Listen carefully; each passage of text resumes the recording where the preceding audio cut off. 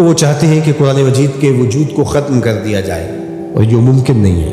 کتنے نسخے جلاؤ گے، اس کتاب کو ختم نہیں کر سکتے۔ اگر تم قرآن مجید پر پابندی بھی عائد کر دو، جس طرح ما وراء النہر کی ان ریاستوں میں ہوا تھا، قرآن مجید پہ پابندی تھی، کوئی گھر میں قرآن نہیں رکھ سکتا تھا، پکڑا جائے تو اس کا گھر گرا دیا جاتا تھا۔ لیکن جب یہ ریاستیں آزاد ہوئیں اور یہاں سے لوگ قرآن مجید لے کر وہاں گئے، وہ قرآن اٹھاتے تھے، چونتے تھے، روتے تھے اور کھولتے تھے، چونتے، پڑھنا نہیں آتا تھا۔ اور جب یہاں سے گیا ہوا کوئی شخص ایک آیت پڑھتا تو وہ آگے پڑھنے لگ جاتے، تو انہیں کہا جاتا تمہیں تو پڑھنا نہیں آتا، تم زبانی پڑھ رہے ہو۔ کہا کہ ہمارے پاس قرآن مجید کا نسخہ تو موجود نہیں ہے، لیکن ہماری ماں نے ہمیں قرآن یاد کروایا۔ قرآن مجید کا مقابلہ ممکن نہیں ہے۔ یہ ہارے ہوئے لوگ ہیں جو نسخہ کتاب رحمت قرآن مجید کو آگ لگا کر اپنے خود سے باطنی کا اظہار کر رہے ہیں۔ اس سے کتاب رحمت کی عظمت پر کوئی فرق نہیں آئے گا۔ اس کتاب رحمت کو کائنات سے محو نہیں کیا جا سکتا، سینوں سے، دلوں سے، دماغوں سے، روحوں سے۔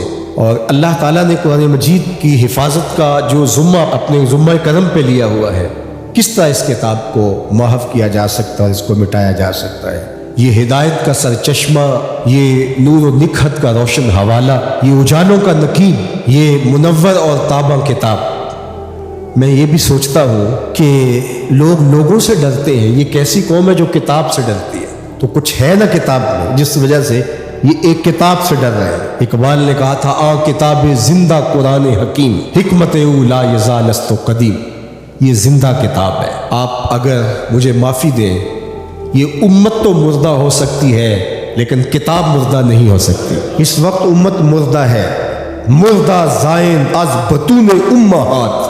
اقبال نے تو یہاں کہا تھا کہ آگے جو پیدا بھی ہو رہے ہیں وہ بھی مردہ پیدا ہو رہے ہیں ماؤں کے پیٹوں سے۔ یہ امت مردہ ہے اس وقت، تبھی یہ ہوا ہے۔ زندہ قوموں کے ساتھ ایسے نہیں ہوتا، لیکن کتاب مردہ نہیں ہے، کتاب زندہ ہے۔ ہمارے اندر اگر زندگی کی کہیں کوئی رمق موجود ہے تو وہ اس کتاب کی وجہ سے یا زندہ رسول کی وجہ سے، ورنہ ہم اپنا وجود ختم کر چکے ہوتے۔ یہ کتاب ہمیں مرنے نہیں دیتی، اس نے ہمیں زندہ رکھا ہوا ہے۔ پوری دنیا کفر کو اس کتاب نے سیخ پا کر دیا، اور یہ اپنے پارلیمنٹ کے اندر ہاتھ میں اٹھا کہتے ہیں اس کتاب کے ہوتے ہوئے مسلمانوں کو نہیں مٹا سکتے۔ تو اس کا مطلب یہ ہوا کہ تم مسلمانوں کو مٹا نہیں سکتے، چونکہ اس کتاب کی حفاظت اللہ نے اپنے ذمہ کرم پہ لی ہوئی۔ اس کتاب کو تم مٹا نہیں سکتے، اللہ مٹنے نہیں دے گا۔ تو جب اس کتاب کو تم نہیں مٹا سکتے تو اسلام کو بھی نہیں مٹا سکتے۔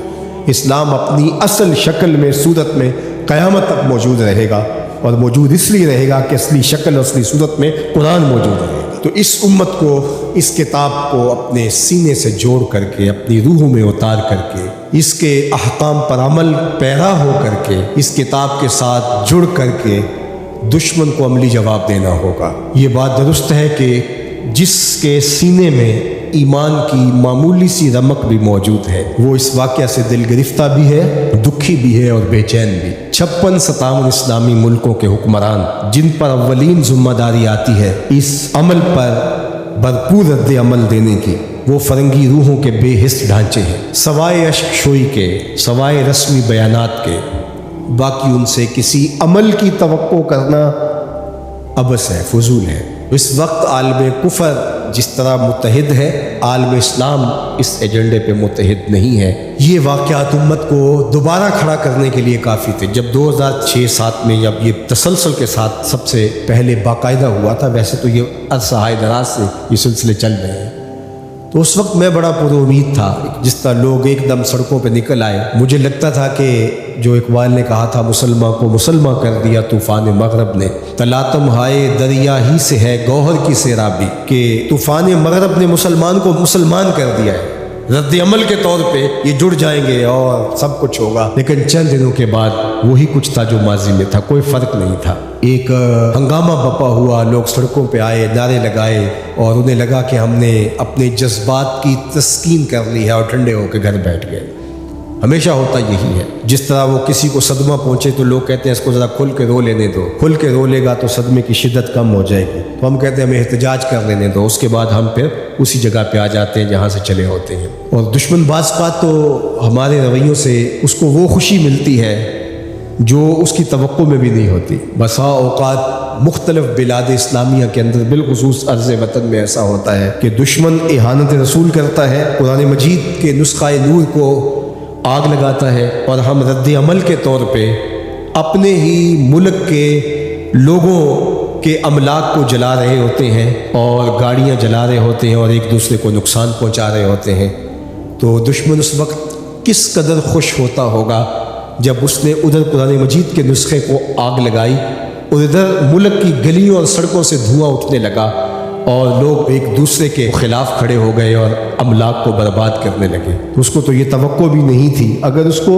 ये लगे कि मेरे इस अमल से मुसलमान जाग जाएंगे और खड़े हो जाएंगे और इस किताब के साथ जुड़ जाएंगे और अपनी अमली ज़िंदगी को इस किताब के दायरे में ले आएंगे, तो वो कभी भी ये अमल न करे। उसे पता है कि ये अल्लाह अकबर। इकबाल ने कहा सच अगर पूछे तो ये उम्मत हामिल कुरान नहीं, ये असल इसने कुरान उठाया ही नहीं, ये सिर्फ किताब को चूमने चाटने वाले और कौलो करार की नौबत आए तो सर पे उठाने वाले लोग हैं, ये असल में हामिल किताब है ही नहीं। हमें इज्तिमाई तौबा करनी होगी, अल्लाह से माफ़ी मांगना होगी।